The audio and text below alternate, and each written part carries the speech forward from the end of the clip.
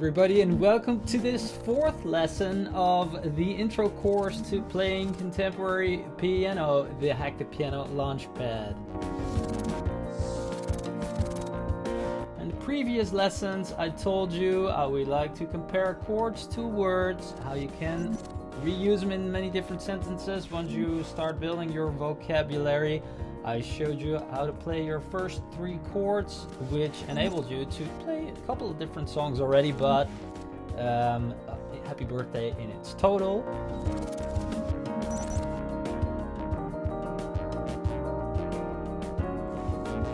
In this lesson, we're going to add rhythm. Rhythm is called the heartbeat of music.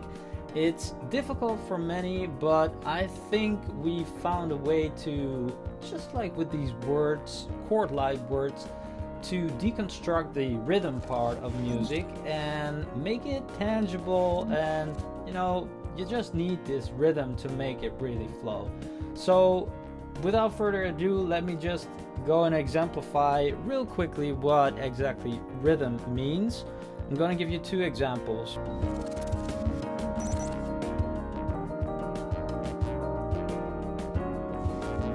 This is a cool thing about this Roland as well.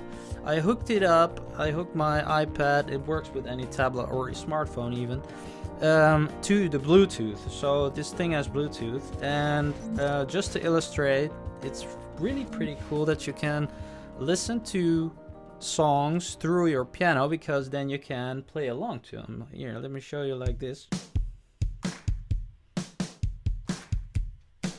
Alright? Just to give you a quick example of what a rhythm is, well, this is basically a basic rhythm. Well, it's not quite basic actually, it's kind of engaging already, but it's just a beat. That's the starting point of rhythm, so to speak. So how on earth would we translate this to the piano? Well, let me first exemplify by something that we already know, being Happy Birthday, which we will make a little more interesting this way by adding rhythm. So what we did in the previous lesson was this: Happy birthday to you, happy birthday to you, happy birthday, right?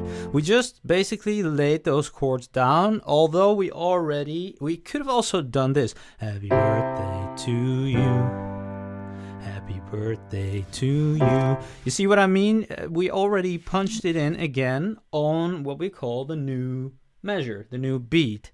So let me play it like this.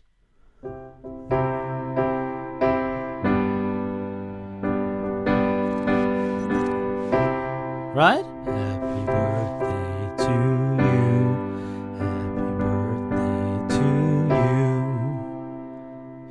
You see that this way there is something going on here. That's because that melody has also a place in the rhythm of this song. But now let me show you this, because this might not be the way that you would play it, but it's easy for some of you because it falls right on the melody, right? So I highly recommend trying this one out, but also let's check this one out. Happy birthday to you, happy birthday to you, happy birthday, happy birthday to you. Oh, also a cool thing, I didn't want to overwhelm you last time with this one, because this is actually how you would finish it. I told you to go from G to C immediately, but actually when you're on the F, birthday dear Allah, happy birthday to you. Just a quick little thing, I don't want to get too much into this, but this is actually a better ending, okay? It's just a quick hint to something that we'll get into later. For now though, see that I played, this is the basis of this rhythm, and this is also something that this Roland can do. Okay, now we have something that keeps track of this time. So we can play it like this. Happy birthday to you, happy birthday to you, happy birthday, happy birthday to you.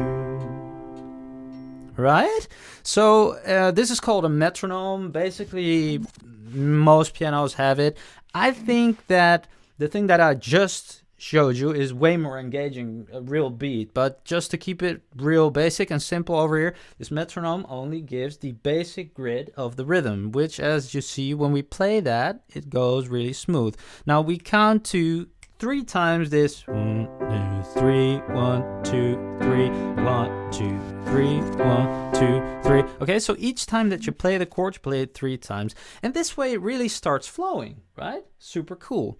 Now, if you are having trouble following along, especially in the sense of that it might sound a little less full, that might be because I'm using the sustain pedal, as it's called. I don't know if you can see it over here on the cam, but else it's the utmost right of the pedals that you have on any piano. If you have just one pedal, it's the one. If you have 2, then it's the utmost right. 3, same story. So if you press that down, you hear that the sound keeps going even though I don't hold my fingers down, okay? Now, this is something that's pretty difficult to get really into. So just try it out, but just as a quick tip here, because don't want to spend too much time on this. It's a little bit like driving stick, you know, you have to get used to it. But for now, just press it down, then play the chord. And when you play a new chord, you release it at the same time that you press the new chord down, and you press it down before you release the chord again. So that you don't get this. You hear? Then all the notes go mix up and it's kind of ugly. So having said that, let's try something more difficult. This is really challenging for some of you, but it's a nice first kind of glimpse into what's possible between the right and left individuality, because this is something that's difficult, but if we tackle it from the very start, then you know, it's a good thing. So what I did was play all those basic beats, right? What if I did this with my left hand?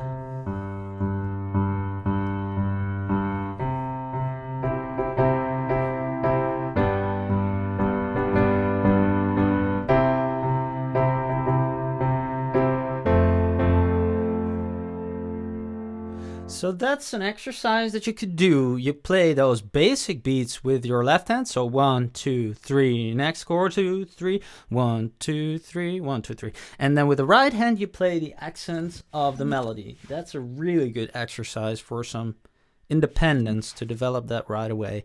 If it's difficult, then do the step that we just did. So you could just play the left hand.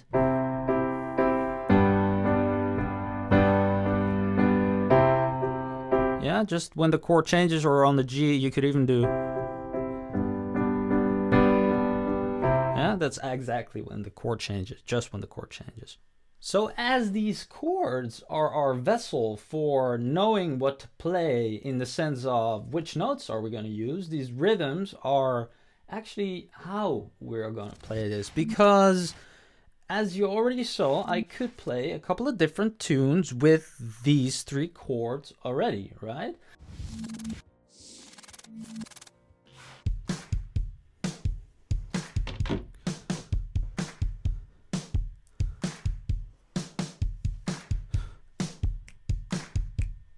Yeah, so these things that you clap, that is actually what we just played on the that were the basic grid that I was talking about. I will get way more in depth into this in the next lesson, where I will actually start taking it apart, but I just want to give you a feel.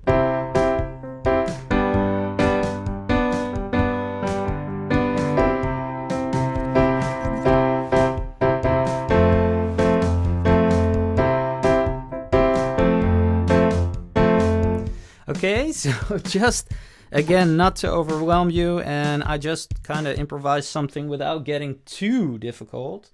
A chord progression is which notes are we using, but how we use those notes can translate to a totally different thing, because it didn't actually sound like Happy Birthday this way, right? Or even when I suppose I'd mix them up. I don't know if you did that, but last lesson I told you to mix it up, right? So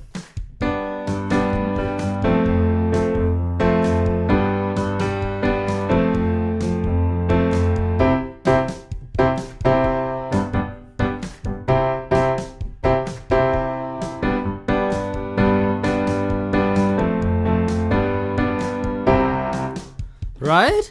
You see what I mean? When I play a different rhythm, then it becomes a totally different song, and that's the beauty of these rhythms.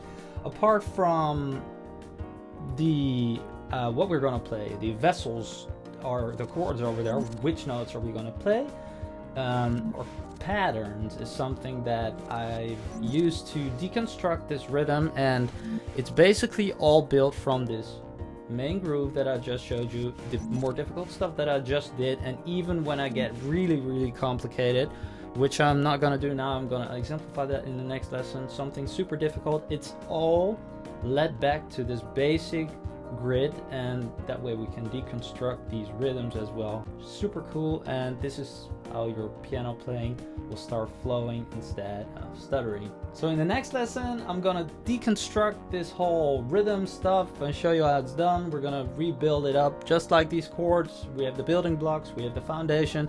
Now we know how to, you know, the basic form, how to find even other chords. I will show you a new chord, play a new song, which is really known and very cool to play. So I hope to see you back in the next lesson.